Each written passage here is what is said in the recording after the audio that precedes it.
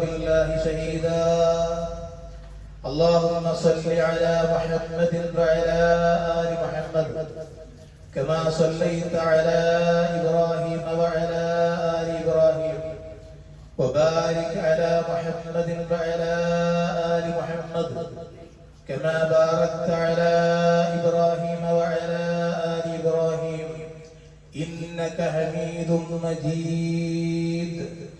أما بعد فإن أحسن الكلام كلام الله وخير الحديث كتاب الله وخير الهدي هدي محمد صلى الله عليه وسلم وشر الأمور محدثاتها وكل محدثة بدعة وكل بدعة ضلالة وكل ضلالة في النار. أيها الإخوان والأخوات، أوصيكم ونفسي أولا بتقوى الله. أعوذ بالله من الشيطان الرجيم. يا أيها الذين آمنوا اتقوا الله حق تقاته فلا تموتن إلا وأنتم مسلمون. يا أيها الذين آمنوا اتقوا الله وقولوا قولا سديدا يصلح لكم أعمالكم ويغفر لكم ذنوبكم ومن يطع الله ورسوله فقد فاز فوزا عظيما. يا أيها الناس اتقوا ربكم الذي خلقكم من نفس واحدة وخلق منها زوجها وبث منهما رجالا كثيرا ونساء واتقوا الله الذي تساءلون به والأرحام إن الله كان عليكم رقيبا. ومن آياته يريكم البرق خوفا وطمعا وينزل من السماء ماء فيحيي به الأرض بعد موتها إن في ذلك لآيات لقوم يعقلون. ഏറെ ബഹുമാനമുള്ള സഹോദരന്മാരെ, സഹോദരികളെ, കരുണാമയനായ അല്ലാഹു സുബ്ഹാനഹു വ തആലയുടെ നിയമങ്ങളും നിർദ്ദേശങ്ങളും കൽപ്പനകളും വിധിവിലക്കുകളും ജീവിതത്തിന്റെ എല്ലാ മേഖലകളിലും പരിപൂർണമായി ഉൾക്കൊണ്ടുകൊണ്ട് തഖ്വാബോധത്തോടുകൂടി ജീവിക്കണമേ എന്ന് എന്നോടും നിങ്ങൾ ഓരോരുത്തരോടും വസിയത്ത് ചെയ്യുകയാണ്, ഉപദേശിക്കുകയാണ്. അല്ലാഹു സുബ്ഹാനഹു വ തആല ഈമാനും തഖ്വയും ഉള്ള ജീവിതം നൽകി നമ്മെ അനുഗ്രഹിക്കുമാറാവട്ടെ. സഹോദരങ്ങളെ, സഹോദരിമാരെ, അല്ലാഹു സുബ്ഹാനഹു വ തആല നമുക്ക് ധാരാളം നിഅമത്തുകൾ നൽകിയിട്ടുണ്ട്. ആ നിഅമത്തുകളെ കുറിച്ച് നാം എണ്ണിക്കണക്കാക്കുകയാണെങ്കിൽ ഒരു എണ്ണത്തിലൂടെ കൃത്യമായി രേഖപ്പെടുത്തുവാൻ അസാധ്യമാണ്. ഖുർആൻ പറയുന്നുണ്ട്, അള്ളാഹുവിന്റെ അനുഗ്രഹം നിങ്ങൾ എണ്ണുകയാണെങ്കിൽ ലാ തുഹ്സുഹ, അത് ക്ലിപ്തപ്പെടുത്താൻ സാധ്യമല്ല, വ്യക്തമായ കണക്ക് രേഖപ്പെടുത്തുവാൻ സാധ്യമല്ല. അത്രയേറെ നിഅമത്തുകൾ അല്ലാഹു തആല ഓരോരുത്തർക്കും നൽകിയിട്ടുണ്ട്. എന്നാൽ പ്രാപഞ്ചികമായി തന്നെ വേറെയും അനുഗ്രഹങ്ങൾ അല്ലാഹു നൽകിയിട്ടുണ്ട്. അതിൽപ്പെട്ട ഒന്നാണ് മഴ എന്ന് പറയുന്നത്. മഴ അല്ലാഹുവിന്റെ വലിയൊരു ദൃഷ്ടാന്തമാണ്, അല്ലാഹുവിന്റെ അനുഗ്രഹമാണ്. ധാരാളം ഗുണപാഠങ്ങൾ മഴയിലൂടെ സത്യവിശ്വാസി ആർജിക്കേണ്ടതുണ്ട്. ഒന്ന്, ഈ പ്രപഞ്ചത്തെ കുറിച്ചും അള്ളാഹു സൃഷ്ടിച്ചു വെച്ച മറ്റ് അനുഗ്രഹങ്ങളെ കുറിച്ചും നിങ്ങൾ ചിന്തിക്കാനാണ് അള്ളാഹു പറഞ്ഞിട്ടുള്ളത്. ഒരു കാര്യം വളരെ വ്യക്തമാണ്, അള്ളാഹു സുബ്ഹാനഹു വ തആല നമ്മെ ഓർമ്മപ്പെടുത്തുകയാണ്, സൂറത്ത് റൂമിൽ ഒരുപാട് അനുഗ്രഹങ്ങൾ ഇങ്ങനെ എണ്ണി എണ്ണി പറയുന്നത്. അതിൽ എടുത്തു പറഞ്ഞ ഒരു ദൃഷ്ടാന്തമാണ് വമിൻ ആയാതിഹി യുരീകുമുൽ ബർഖ ഖൗഫൻ വതമഅ. നിങ്ങൾക്ക് മിന്നൽ കാണിച്ചു തരുന്നത് അള്ളാഹുവിന്റെ ദൃഷ്ടാന്തങ്ങളിൽപ്പെട്ടതാണ്. മിന്നൽ കാണിച്ചു തരിക, ഖൗഫൻ വതമഅ, ഭയവും ആശയുമായി, നല്ല പേടിയുമുണ്ട് എന്നാൽ ഒരു ആശയുമുള്ള നിലപാടിലൂടെ മിന്നൽ കാണിച്ചിരുന്നത് അള്ളാഹുവിന്റെ ഒരു ദൃഷ്ടാന്തമാണ്. വയൻസിലു മിനസ് സമാഇ മാ, മാത്രമല്ല ആകാശത്ത് നിന്ന് വെള്ളം ചൊരിയുകയും ചെയ്യുന്നവരാണ്. അതുമൂലം ഭൂമിക്ക് അതിന്റെ നിർജീവാവസ്ഥയ്ക്ക് ശേഷം ജീവൻ നൽകുകയും ചെയ്യുന്നത് അല്ലാഹുവാണ്. തീർച്ചയായും ചിന്തിച്ചു മനസ്സിലാക്കുന്ന കാര്യങ്ങൾ ഉൾക്കൊള്ളുന്ന ആളുകൾക്ക് അതിൽ ദൃഷ്ടാന്തങ്ങളുണ്ട്. അപ്പൊ മഴ എന്ന് പറയുന്നത് നമ്മൾ നിത്യവും കണ്ടുകൊണ്ടിരിക്കുന്ന പ്രപഞ്ചത്തിലെ ഒരു ദൃഷ്ടാന്തമാണ്. എപ്പോഴും നമ്മൾ അത് കണ്ടുകൊണ്ടിരിക്കുന്നുണ്ട്, അത് നമ്മൾ സാക്ഷ്യം വഹിക്കുന്ന ആളുകളാണ്. പക്ഷേ ആ മഴയെ കുറിച്ച് നമ്മൾ ഓർമ്മപ്പെടുത്തുമ്പോ മഴ അനുഗ്രഹമാണ്. പക്ഷേ ആ അനുഗ്രഹം അതിരുവിട്ട നിലക്കാകുമ്പോ അത് ശിക്ഷയുമായിട്ട് നമ്മിൽ വരാറുണ്ട്. അള്ളാഹു മറ്റൊരു സ്ഥലത്ത് പറയുന്നത് ഇങ്ങനെയാണ്, വല്ലാഹുല്ലദീ അർസല റിയാഹ, അള്ളാഹുവാണ് കാറ്റുകൾ അയച്ചത്. മുകൾ ഭാഗത്ത് നിന്ന് കാറ്റുകൾ ശക്തമായി അയച്ചവൻ അള്ളാഹുവാണ്. ഫതുസീറു സഹാബ, എന്നിട്ട് അവൻ മേഘത്തെ ഇങ്ങനെ ഇളക്കി വിടും. കാറ്റുകൾ അയച്ചുകൊണ്ട് മേഘത്തെ ഇളക്കി വിടുകയാണ്. എന്നിട്ട് ആ മേഘത്തെ നിർജീവമായിട്ടുള്ള നാട്ടിലേക്ക് നാം തെളിച്ചു കൊണ്ടുപോകും. എവിടെയാണോ നിർജീവമുള്ളത് അവിടത്തേക്ക് തെളിച്ചു കൊണ്ടുപോവുകയാണ്. അത് മുഖേന ഭൂമിക്ക് അതിന്റെ നിർജീവാവസ്ഥയ്ക്ക് ശേഷം നാം ജീവൻ വെക്കുകയും ചെയ്തു. അതുപോലെയാകുന്നു ഉയർത്തെഴുന്നേൽപ്പ്. മനുഷ്യനാണ് നമ്മൾ, നമ്മുടെ ദിവസം മരിച്ചു പോകും. എല്ലാവരും മരണത്തിന്റെ രുചി ആസ്വദിക്കും, ലോകം തന്നെയും നശിക്കും. അതിനുശേഷം ആ നാശത്തോടുകൂടി അവസാനിക്കുന്നില്ല, വീണ്ടും അത് തുടരുക തന്നെ ചെയ്യുകയാണ്. ഒരു ഉയർത്തെഴുന്നേൽപ്പ് ഉണ്ട്. അതേ ഉയർത്തെഴുന്നേൽപ്പിനെ അള്ളാഹു ഓർമ്മപ്പെടുത്തുകയാണ്. ഊഷരമായി കിടന്ന ഭൂമി, ആ ഭൂമിയെ വെള്ളം അങ്ങോട്ട് ഒഴുക്കി മഴ ശക്തമായ പെയ്ത് എന്നിട്ട് അതൊന്ന് തളർത്തു കൊണ്ടുവന്നു. പലതും അവിടെ പൊടിച്ചു വന്നു, പല പുല്ലുകളും ചെടികളും ഉണ്ടായി. ഇതുപോലെ ഉയർത്തെഴുന്നേൽപ്പിനെ അല്ലാഹു സുബ്ഹാനഹു വ തആല മഴയിലൂടെ നമുക്ക് മുന്നറിയിപ്പ് നൽകുന്നുണ്ട്. വിശുദ്ധ വേറെ ഇങ്ങനെയാണ്, യുഹീജുൽ ഹയ്യ മിനൽ മയ്യിത്ത്, നിർജീവയിൽ നിന്ന് ജീവനുള്ളവയാൻ പുറത്തു കൊണ്ടുവന്നു. നിർജീവമായ അവസ്ഥയിൽ നിന്ന് ജീവനുള്ളവൻ പുറത്തു കൊണ്ടുവന്നു. വയുഹ്രിജുൽ മയ്യിത്ത മിനൽ ഹയ്യ, അതുപോലെ തന്നെ ജീവനുള്ളതിൽ നിന്ന് നിർജീവമായതിനെയും അവൻ പുറത്തു കൊണ്ടുവന്നു. ഭൂമിയുടെ നിർജീവാവസ്ഥയ്ക്ക് ശേഷം അതിനെ ജീവൻ നൽകുകയും ചെയ്തു. ഭൂമി നിർജീവമായി ഈ മഴയ്ക്ക് മുമ്പ് ഭൂമി നിർജീവമാണ്. മഴ കൊണ്ട് അല്ലാഹു ജീവൻ നൽകി. അതുപോലെ തന്നെ നിങ്ങളും പുറത്തു കൊണ്ടുവരപ്പെടും. കബറുകളിൽ കഴിഞ്ഞ ആളുകൾ അന്ത്യനാളിനെടുക്കുന്നവർക്ക് വലിയ ഊട്ടിൽ എല്ലാവരും പുറത്തു വരും. അള്ളാഹു അതുപോലെ പുറത്തു കൊണ്ടുവരാൻ അള്ളാഹുവിന് സാധ്യമുള്ളവനാണ്. നോക്കൂ സഹോദരന്മാരെ, മഴ വറ്റി വരേണ്ട ഒരു സ്ഥലമായിരുന്നു. അവിടെ ഒരു പുല്ലുകളും മുളക്കുകയില്ല, കുഴിച്ചാൽ വെള്ളം കിട്ടുകയില്ല. അങ്ങനെ എത്രയെത്ര സ്ഥലങ്ങളാണ് നാം ഒഴിവാക്കിക്കൊണ്ടിരിക്കുന്നത്. ആ സ്ഥലത്തേക്ക് അല്ലാഹു സുബ്ഹാനഹു വ തആല ശക്തമായി മഴ വർഷിപ്പിച്ചു. എന്നിട്ട് ആ മഴയുടെ കാരണം കൊണ്ട് തന്നെ ഒരിക്കലും അവിടെ ഒന്നും മുളക്കുകയില്ല എന്ന് പറഞ്ഞിട്ടുള്ളിടത്ത് ധാരാളം സസ്യരാജാദികൾ മുളച്ചു വന്നു, വെള്ളമുണ്ടായി, വെള്ളം സംഭരിപ്പിക്കപ്പെട്ടു. ഇതൊക്കെ ആര് ചെയ്തു എന്ന് ചോദിച്ചാൽ അല്ലാഹു ഇതിനെ സാധ്യമായവനാണ്, അല്ലാഹുവിന് അത് എളുപ്പമാണ്.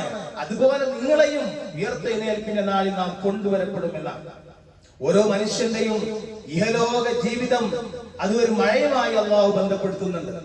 ഖുർആൻ പറയുന്നത് നബിയെ, നീ അവർക്ക് ഐഹിക ജീവിതത്തിന്റെ, ക്ഷണിക ജീവിതത്തിന്റെ ആ ഉപമ ഒന്ന് വിവരിച്ചു കൊടുക്കണം. എന്താണ് നശ്വരമായ ഈ ജീവിതത്തിന്റെ ഉപമ? എന്നിട്ട് അല്ലാഹു ആകാശത്തിൽ നിന്നും അള്ളാഹു വെള്ളം ഇറക്കി എന്ന് മഴ വർഷിപ്പിച്ചു. അതുമൂലം ഭൂമിയിൽ സസ്യങ്ങൾ ഇങ്ങനെ ഇടതൂർന്ന് വളർന്നു, ഇടകലർന്ന് വളർന്നു.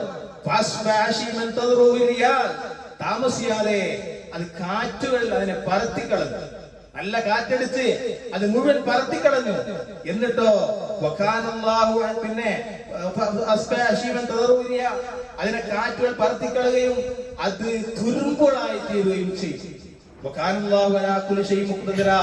അള്ളാഹു അതിനത്രേ എത്രയോ കൈയുള്ളവനാണ്. അപ്പൊ അള്ളാഹുവിനെ സംബന്ധിച്ചിടത്തോളം ഒരു മനുഷ്യനെ മരിപ്പിച്ച് ഉണർത്തുകൊണ്ടുവരാൻ വലിയ പ്രശ്നമുള്ള കാര്യമല്ല.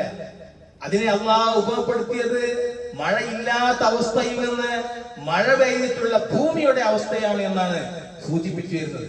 എന്നോട് ആലോചിച്ച് നോക്കൂ, നമ്മുടെ ആയുഷ് ഏത് നിമിഷവും ഒരു കാറ്റടിച്ചാൽ മാത്രമേ നമ്മുടെ ആയുഷ് ഉണ്ടാവുള്ളൂ.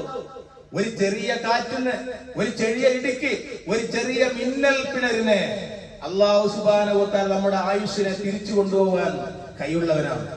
നമ്മുടേതെന്ന് അഹങ്കരിക്കുന്ന പലതും ഇന്നലകളിൽ നഷ്ടപ്പെട്ടു പോയി. ഒരുപാട് അള്ളാഹുവിന്റെ ദൃഷ്ടാന്തം കനക്കെ ഉളുക്കെ പെയ്തപ്പോ പലതും ഭൂമിയിൽ നിന്ന് നഷ്ടപ്പെട്ടു പോയി എന്നുള്ളതാണ്. ഇതുപോലെയാണ് ഐഹിക ജീവിതം. ഒരുപാട് ഉണ്ടാക്കി, ഒരുപാട് വളർത്തിക്കൂട്ടി, എന്നാൽ അതുകൊണ്ടൊന്നും ഒരു നേട്ടവുമില്ലാതെ, യഥാർത്ഥ ജീവിതത്തിൽ ഉപകരിക്കാതെ എല്ലാം അത് നഷ്ടപ്പെട്ടു പോവുകയാണ്. എന്നിട്ട് അള്ളാഹു എടുത്തു പറയുന്നുണ്ട്, അൽ മാലു വൽ ബനൂന സീനത്തുൽ ഹയാത്തി ദുനിയ. സമ്പത്തും സന്താനങ്ങളും ഈ ലോകത്തിന്റെ അലങ്കാരമാണ്. രണ്ടും ഈ ദുനിയാവിന്റെ ഒരു അലങ്കാരമാണ്. അത്രയേ ഉള്ളൂ. വൽ ബാഖിയാത്തു സ്വാലിഹാത്തു ഖൈറുൻ ഇൻദ റബ്ബിക സവാബ. എന്നാൽ നിലനിൽക്കുന്ന സൽക്കർമ്മങ്ങൾ, അതാണ് ബാഖിയാത്തു സ്വാലിഹാത്ത് എന്ന് പറഞ്ഞത്. നിലനിൽക്കുന്ന സൽക്കർമ്മങ്ങൾ ഖൈറുൻ ഇൻദ റബ്ബിക സവാബ, അതാണ് നിന്റെ രക്ഷിതാവിന്റെ അടുത്ത് പ്രതിഫലമാർഗമായി ഏറ്റവും ഖൈറായത്. വഖൈറുൻ അമല, ഉത്തമമായ പ്രതിഫലം നൽകുന്നതും അത് മാത്രമാണ്. എങ്ങനെയുള്ള കർമ്മങ്ങളല്ല, നിലനിൽക്കുന്ന കർമ്മങ്ങളായിരിക്കണം എന്നാണ്. നാം നേടിയെടുത്തത് ഉത്തമമായതും നിലനിൽക്കുന്നതുമായിട്ടുള്ള കർമ്മങ്ങളായിരിക്കണം. അതിന് അല്ലാഹുവിന്റെ അടുത്ത് കൂലി കിട്ടുന്ന തരത്തിലായിരിക്കണം നമ്മുടെ കർമ്മങ്ങൾ ഉണ്ടാവേണ്ടത്. ഖുർആൻ ഈ ഉപയോടൊക്കെ നമ്മൾക്ക് ഉപമിച്ചിരുന്നത്, പെയ്യുന്ന മഴയിലൂടെ ഒക്കെ അല്ലാഹു പഠിപ്പിക്കുന്നത് ദുനിയാവിൽ നമ്മുടെ ജീവിതവുമായിട്ടൊരു ബന്ധമുണ്ട് എന്ന് സൂചിപ്പിക്കാനാണ്. മറ്റൊരു സ്ഥലത്തുള്ള പറയാ, ദുനിയാവിനെ കുറിച്ച് നിങ്ങൾ മനസ്സിലാക്കണം. അത് കളിയാണ്, വിനോദമാണ്, അലങ്കാരം. കളിയാണ്, വിനോദമാണ്, അലങ്കാരമാണ്. അത്രേ ഉള്ളൂ. മാത്രമല്ല, നിങ്ങൾ പരസ്പരം ദുരഭിമാനം നടിക്കലും സ്വത്തുക്കളിലും സന്താനങ്ങളിലും പെരുമനടിക്കലും മാത്രമാണ് ഈ ദുനിയാവ് എന്ന് പറയുന്നത്. ഇതുപോലെയാണ് അതിനെയും അല്ല ഉപപ്പെട്ടത്. കണ്ടോ, ഒരു മഴ പോലെ. അതിനെയും അല്ല ഉപമിച്ചത് ഒരു മഴ പോലെയാണ്. അവിടെ ഗൈസ് എന്നാണ് പറഞ്ഞത്. അത് മൂലമുണ്ടായ ചെടികൾ കർഷകരെ ആശ്ചര്യപ്പെടുത്തി. നല്ലൊരു മഴ പെയ്തപ്പോ ഒന്ന് ചെടികളൊക്കെ ഉണർത്തു, പിന്നെ ഒന്ന് അവിടെ വലുതായപ്പോ അത് കർഷകർക്ക് വലിയ അത്ഭുതമുണ്ടായി. പിന്നീട് നാം അതിനെ ഉണക്കം ബാധിപ്പിക്കുന്നു, അത് ഉണക്കിക്കഴിയും. അപ്പോൾ അത് മഞ്ഞ നിറം കൊണ്ടതായി നിനക്ക് കാണാം. അതിന്റെ കളറൊക്കെ ഹരിതാവലംഭ്യമായിരുന്നു, ഹരിത നിറത്തിലുള്ളതായിരുന്നു. പക്ഷെ അതൊക്കെ അതിനെ ഉണക്കം ബാധിച്ചു, മഞ്ഞ നിറത്തിലായി പോവുകയും ചെയ്തു. പിന്നീട് അത് തുരുമ്പായി തീരുകയാണ്. അപ്പൊ നല്ല മുളച്ച് അങ്ങനെ അത് തുരുമ്പായി മാറുകയാണ്. എന്നാൽ പരലോകത്ത് ദുർവൃത്തർക്ക് കഠിനമായ ശിക്ഷയുണ്ട്. അള്ളാഹുവിന്റെ നിയമങ്ങൾ അനുസരിക്കാതെ ജീവിച്ചവർക്ക് പരലോകത്ത് വലിയ ശിക്ഷയുണ്ട്. എന്നാൽ സത്വൃത്തർക്ക് അള്ളാഹുവിന്റെ പാപമോചനവും പ്രതിഫലവും ഉണ്ട്. പാപമോചനവും പ്രീതിയും നല്ല ആളുകൾക്കുണ്ട്. എന്തെന്ന് പറയാ, ക്ഷണിക ജീവിതം എന്ന് പറയുന്നത് അത് വെറും വഞ്ചിക്കുന്ന വിഭവമല്ലാതെ മറ്റൊന്നുമല്ല. വെറും ഒരു വഞ്ചനയുടെ ആ ഒരു താളം മാത്രമാണ് ദുനിയാവ്. ഞാൻ സൂചിപ്പിക്കുന്നത് ഇതൊക്കെ അള്ളാഹു പറയുമ്പോൾ ഒരു മഴയെ ബന്ധപ്പെടുത്തിക്കൊണ്ടാണ് അള്ളാഹു പറയുന്നത്.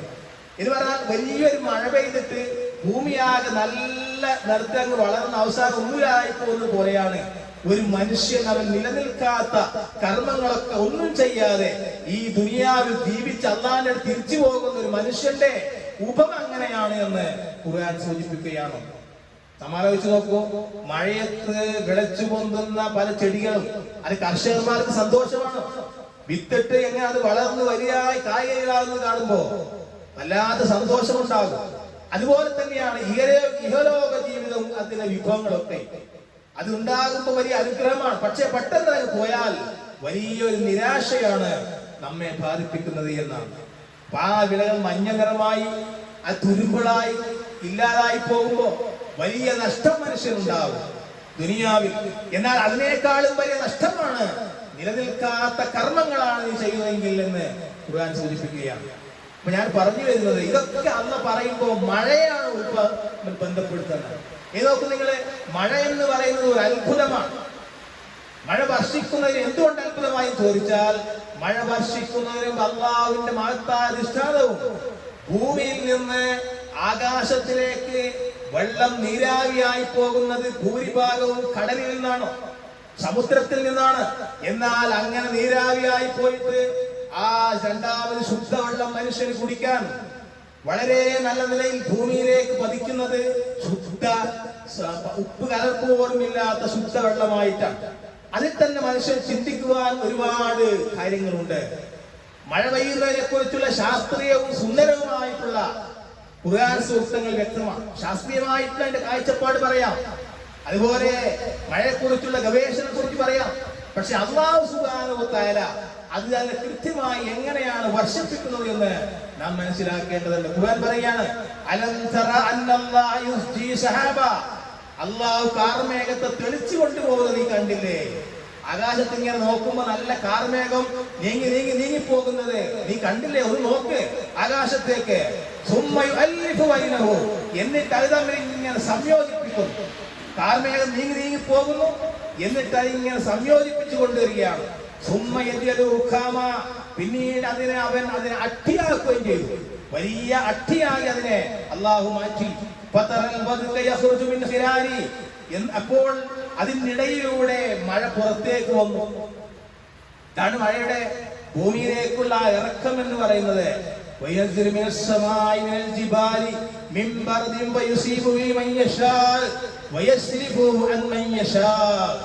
ആകാശത്ത് നിന്ന് അവിടെ മലകൾ പോലുള്ള മേഘകൂമ്പാരങ്ങളിൽ നിന്ന് അവൻ ആലിപ്പഴം നിറക്കുകയും എന്നിട്ട് താൻ ഉദ്ദേശിക്കുന്നവർക്ക് അത് ബാധിപ്പിക്കുകയും താൻ ഉദ്ദേശിക്കാത്ത തിരിച്ചുവിടുകയും ചെയ്യുന്നു.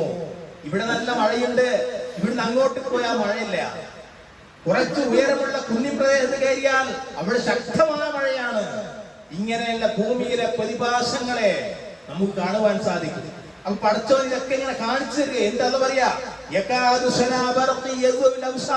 അതിന്റെ ഇടയ്ക്ക് വരുന്ന മിന്നൽ വെളിച്ചമുണ്ടല്ലോ, അതിന്റെ കാഴ്ചയെ തന്നെ റാഞ്ചിക്കളയുമാറാകാറുണ്ട്. ആ മിന്നൽ വെളിച്ചവും നിനക്ക് ദൃഷ്ടാന്തമാണ്. ഇതിലൊക്കെ നീ പാഠം ഉൾക്കൊള്ളണം, ചിന്തിക്കണം എന്ന് അല്ലാഹു സുബ്ഹാനഹു വ തആല പഠിപ്പിക്കുകയാണ്. അപ്പൊ അല്ലാഹുവിനെ കുറിച്ചുള്ള പരാമർശങ്ങളാണ് ഈ സൂക്തമൊക്കെ നമുക്ക് നൽകുന്നത്. ഇതൊക്കെ ആരാണ് ഈ ഭൂമിയിലേക്ക് സംവിധാനിച്ചു വരുന്നത്, ആരാണ് ഇതൊക്കെ ചെയ്യുന്നത് എന്നതിനെ കുറിച്ച് ചിന്തിച്ചിട്ടുണ്ടോ എന്നാണ് അല്ലാഹു ഖുർആനോട് ചോദിക്കുന്നത്. മേഘത്തെ ചലിപ്പിച്ചു, എന്നിട്ട് അതിനെ ശക്തമായി അട്ടിയാക്കി, എന്നിട്ട് വേണ്ടിടത്തേക്ക് തെളിച്ചു കൊണ്ടുപോയി വർഷിപ്പിക്കുന്നു.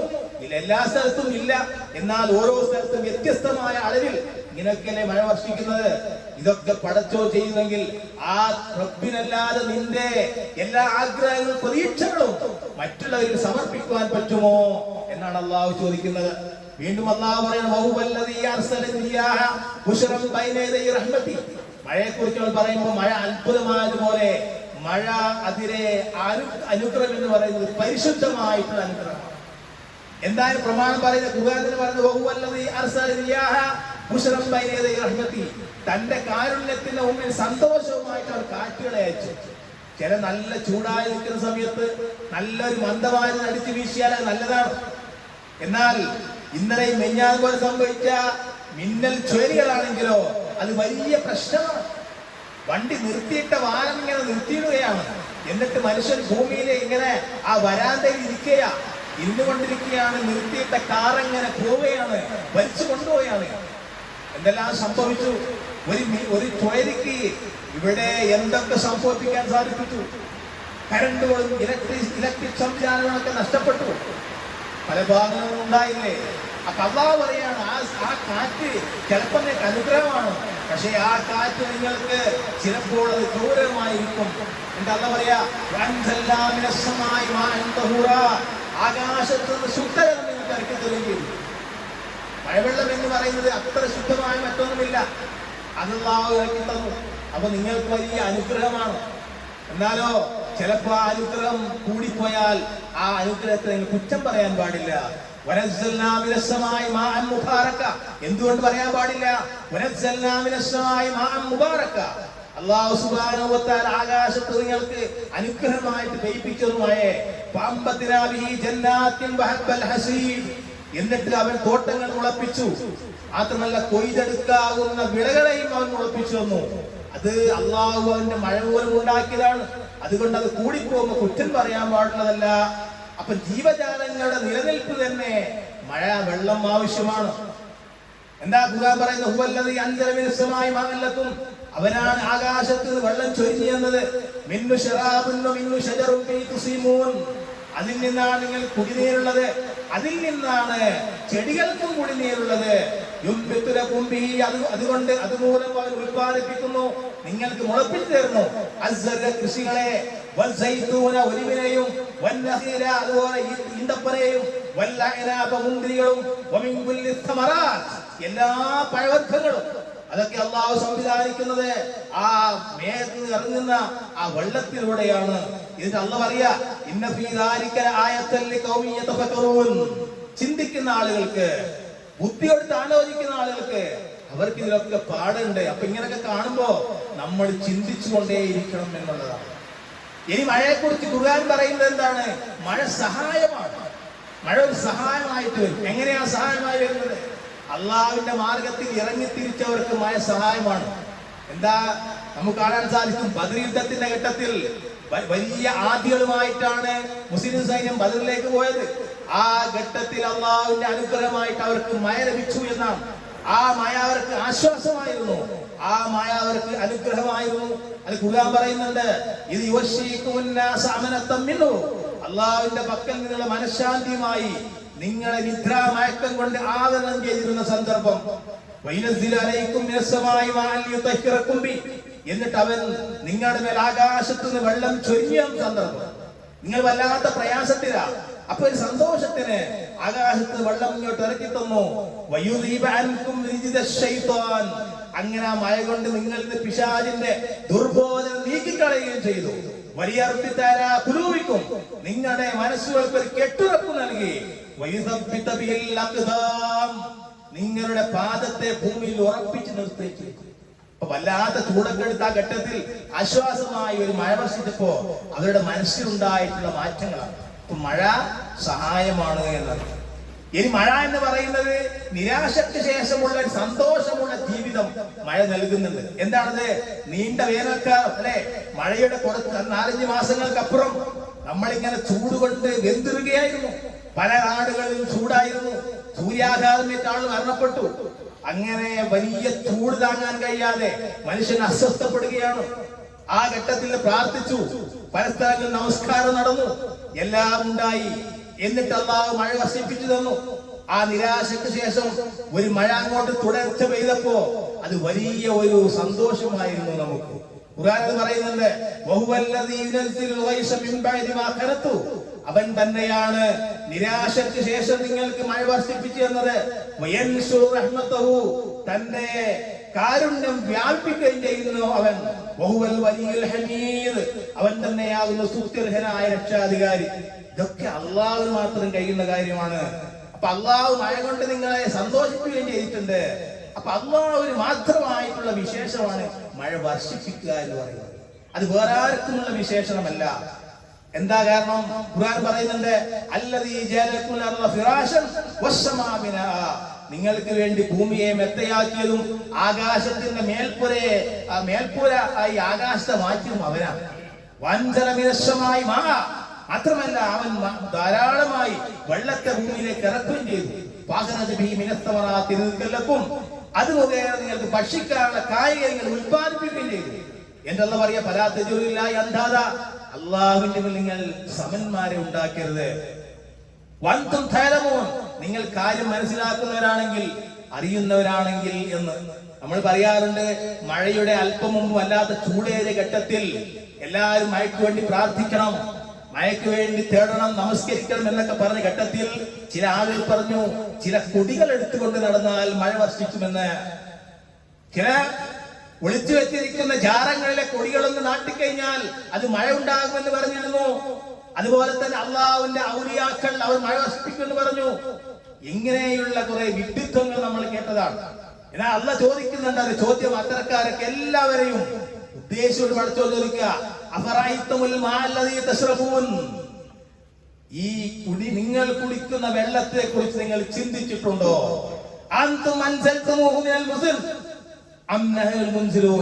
നിങ്ങളാണോ അത് കാർമേരത്തിൽ ഇറക്കിയത്, അതിൽ നാമാണോ ഇറക്കിയത്? നാം ഉദ്ദേശിച്ചിരുന്നെങ്കിൽ അത് നാം ഒരു ദുസ്വാദുള്ള ഉപ്പ് വെള്ളമാക്കി കളയായിരുന്നു. പഠിച്ചാണ് തീരുമാനിക്കുകയാണെങ്കിൽ കുടിക്കാൻ പറ്റാത്തത് ഉപ്പ് ജലമാക്കി മാറ്റുകയായിരുന്നു. എന്നിരിക്കെ നിങ്ങൾ എന്താ നന്ദി കാണാത്തത്, നന്ദി കാണിക്കാത്തത്? നിങ്ങൾ എന്തുകൊണ്ട് നന്ദി കാണിക്കുന്നില്ല എന്ന് അള്ളാഹു ചോദിക്കുക. പിന്നെ അള്ളാഹ് പറയുന്നത് ഒരു വെല്ലുവിളിയായിട്ട്,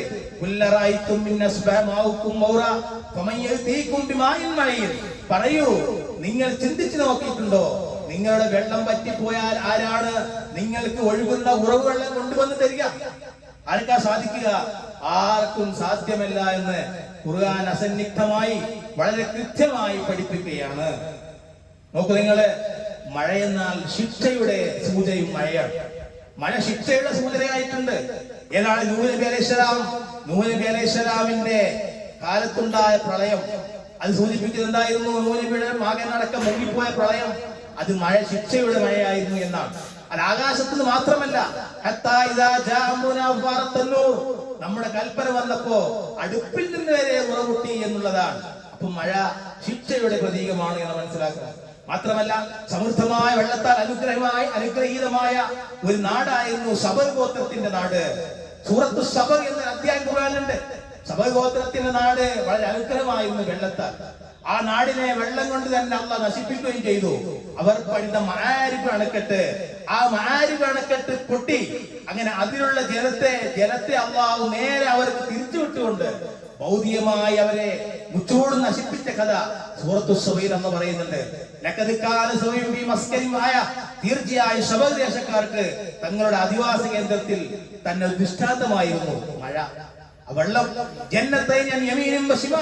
അതായത് വലതുഭാഗത്തും ഇടതുഭാഗത്തും രണ്ട് തോട്ടങ്ങൾ. അതാ സബഗോത്രക്കാർക്കുള്ളത്. എന്തോ നിങ്ങൾ രക്ഷിതാവിന്റെ മാർഗത്തിൽ ഉപജീവനം നടത്തിക്കൊള്ളുക, നിങ്ങൾ നന്ദി കാണിക്കുകയും ചെയ്യുക. നല്ലൊരു രാജ്യം, ഏറെ കൊടുക്കുന്ന രക്ഷിതാവ്, ഇതായിരുന്നു അവർക്കുണ്ടായത്. പക്ഷെ അവർ തിരിഞ്ഞു കളഞ്ഞു. അപ്പൊ അവരുടെ നേരം എന്ത് ചെയ്തു? അള്ളാഹു ആ അണക്കെട്ടിൽ നിന്നുള്ള ജലപ്രവാഹത്തെ നേർക്ക് അവൻ തിരിച്ചു കൊടുത്തു, അവനിലേക്ക് തിരിച്ചു.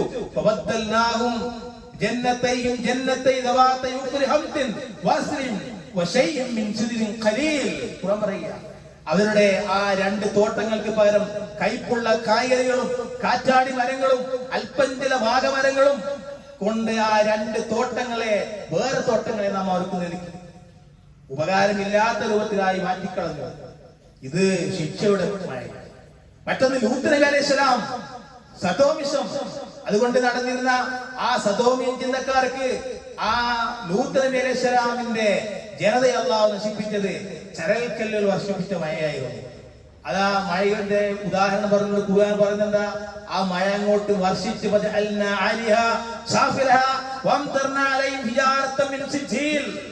എന്ത് ചെയ്തു? നാം അവരെ ഒന്ന് തലകീഴായി മറിച്ചു, എന്നിട്ടോ ചുട്ടുവഴുത്ത ഇഷ്ടികല്ലുകൾ അവരുടെ മേൽ നാം വർഷിക്കുകയും ചെയ്തു. അപ്പൊ ഈ അർത്ഥത്തിൽ നോക്കുമ്പോ മഴ ശിക്ഷയാണ്. അതുകൊണ്ട് അള്ളാഹുവിന്റെ അനുഗ്രഹത്തെ ഓർക്കേണ്ട രൂപത്തിൽ ഓർക്കുകയും അതനുസരിച്ച് നമ്മുടെ ജീവിതം ധന്യമാക്കുകയും ചെയ്യുക. നാഥൻ അനുഗ്രഹിക്കുമാറാകട്ടെ.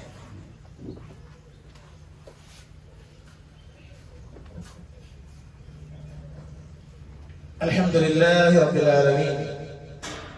والعاقبة للمتقين ولا عدوان إلا على الظالمين. أصلي وأسلم على النبي صلى الله عليه وسلم وعلى آله وصحبه أجمعين. وأوصيكم ثانيا بتقوى الله يا أيها الذين آمنوا اتقوا الله حق تقاته ولا تموتن إلا وأنتم مسلمون. സഹോദരങ്ങളെ സഹോദരിമാരെ, തഖ്വ കൊണ്ട് ജീവിക്കണമേ എന്ന് ഉണർത്തുകയാണ് ഉപദേശിക്കുക.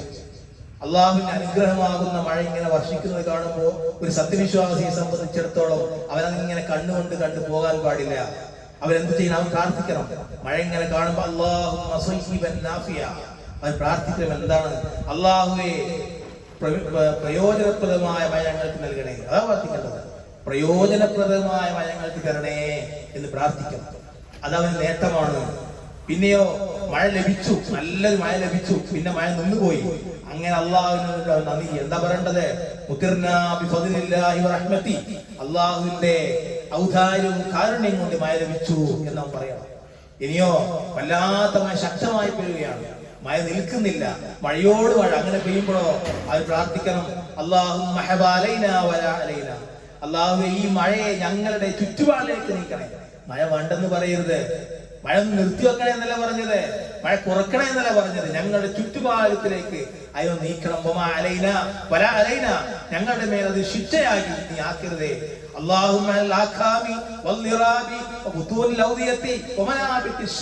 പിന്നെ എവിടെ കാക്കണം? അല്ലാഹുവേ, മഴ ഈ മേച്ചിൽ സ്ഥലങ്ങളിലെ, അതുപോലെ മലകളിലെ, താഴ്വാരകളിലെ, മരങ്ങളുടെ വേരുകളിൽ എല്ലാം എത്തിക്കണമേ എന്ന് സത്യവിശ്വാസി പ്രാർത്ഥിക്കണമെന്നാണ്. അപ്പൊ മഴയെ കാണുമ്പോഴും മഴ പെയ്യുമ്പോഴും സത്യവിശ്വാസിയെ സംബന്ധിച്ചിടത്തോളം അവർ പ്രാർത്ഥിച്ചു കൊണ്ടേയിരിക്കണം എന്നാണ്. ഒരു സംഭവം പറഞ്ഞുകൊണ്ട് ഞാൻ അവസാനിപ്പിക്കുകയാണ്. എന്താ അതിന് കാരണം? റസൂലുള്ളാഹി സ്വല്ലല്ലാഹു അലൈഹി വസല്ലം ഒരിക്കൽ മഴ പെയ്തപ്പോൾ രാവിലെ ഹുദൈബിയയിൽ കഴിഞ്ഞ ഘട്ടമുണ്ടായിരുന്നു. ഹുദൈബിയയിലായിരുന്നു ശക്തമായ മഴ. അങ്ങനെ സുബഹി നമസ്കാര ശേഷം സഹാബികൾക്ക് നേരെ എഴുന്നേറ്റുകൊണ്ട് നബി ചോദിച്ചു, ഹൽ തദ്റൂന മാദാ റബ്ബുക്കും, നിങ്ങളുടെ റബ്ബ് എന്താണ് പറഞ്ഞത് എന്ന് നിങ്ങൾക്കറിയുമോ? അപ്പൊ അവർ പറഞ്ഞു, അള്ളാഹുവേ, അള്ളാഹും റസൂലും മാത്രമേ അറിയൂ. എന്ന് പറഞ്ഞാൽ നിങ്ങൾക്ക് അറിയുള്ളൂ പ്രവാചകൻ, ഞങ്ങൾക്കറിയില്ല. എന്റെ പ്രവാചകൻ പറയാണ്, എന്റെ അടിമകളിൽ ചിലർ എന്നിൽ വിശ്വാസികളായിട്ടും നിഷേധികളുമായിട്ടാണ് ഇന്ന് നേരം പുലർന്നത്. എന്റെ കൂട്ടത്തിലെ ആളുകൾ വിശ്വാസികളായിട്ടും നിഷേധികളുമായിട്ടാണ് ഇന്ന് നേരം പുലർന്നത്.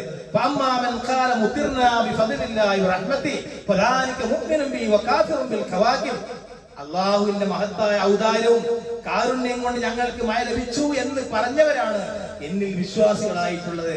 എന്നാൽ അതൊന്നുമല്ല, എന്നിൽ വിശ്വാസികളായിട്ടുള്ളതും ഗോളങ്ങളിൽ നിഷേധിക്കുകയും ചെയ്തവർ, നക്ഷത്രക്കണക്കിൽ നിഷേധിക്കുകയും ചെയ്തവർ. ഇതിന്റെ പ്രവാചകൻ പറയാണ്,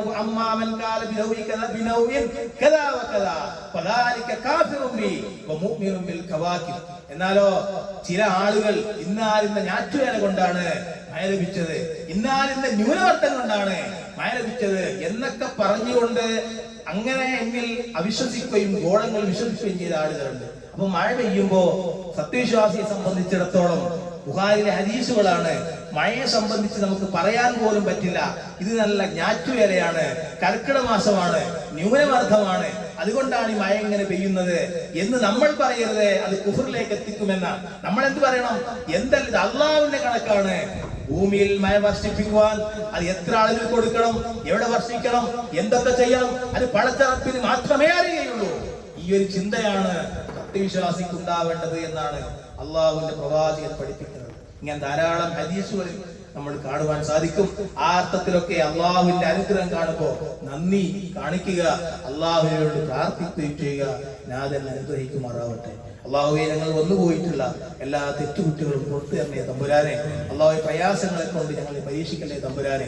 അള്ളാഹുവെ, നിന്റെ അനുഗ്രഹം ഞങ്ങൾക്ക് ഗുണകരമായ രീതിയിൽ ഞങ്ങൾക്ക് നീ വർഷിപ്പിച്ചു തരണേ തമ്പുരാനെ. പടച്ചറപ്പേ, ഞങ്ങളുടെ കൂട്ടത്തിൽ മരണപ്പെട്ടു പോയവരുണ്ട്. അള്ളാഹുവെ, അവരുടെ സൗഹൃദമായി കൊടുക്കണമേ തമ്പുരാനെ. അള്ളാഹു, ഞങ്ങളുടെ മാതാപിതാക്കൾ ജീവിച്ചുകൊണ്ടിരിക്കുന്നവരുണ്ട്, പ്രയാസം അനുഭവിക്കുന്നവർ, അവർക്ക് നീ പ്രയാസം നീക്കിക്കൊടുക്കണേ തമ്പുരാനെ. എന്നാൽ മരണപ്പെട്ടു പോയവരുണ്ട്. അള്ളാഹുവേ, അവരുടെ കബറുടെ ചെറുത്തോപ്പായി കൊടുക്കുകയും ചെയ്യണമേ തമ്പുരാനെ. അള്ളാഹുവേ, ഞങ്ങളുടെ മക്കളെ നന്നാക്കണമേ തമ്പുരാനെ. റബ്ബനാ ആതിനാ ഫിദ് ദുനിയ ഹസന വഫിൽ ആഖിറതി ഹസനതൻ വഖിനാ അദാബന്നാർ. അല്ലാഹുമ്മ ഗ്ഫിർ ലിൽ മുഅ്മിനീന വൽ മുഅ്മിനാത്ത് അൽ മുസ്ലിമീന വൽ മുസ്ലിമാത്ത് അൽ അഹ്യാഇ മിൻഹും വൽ അംവാത് إنك مجيب الدعوات وقاضي الحاجات.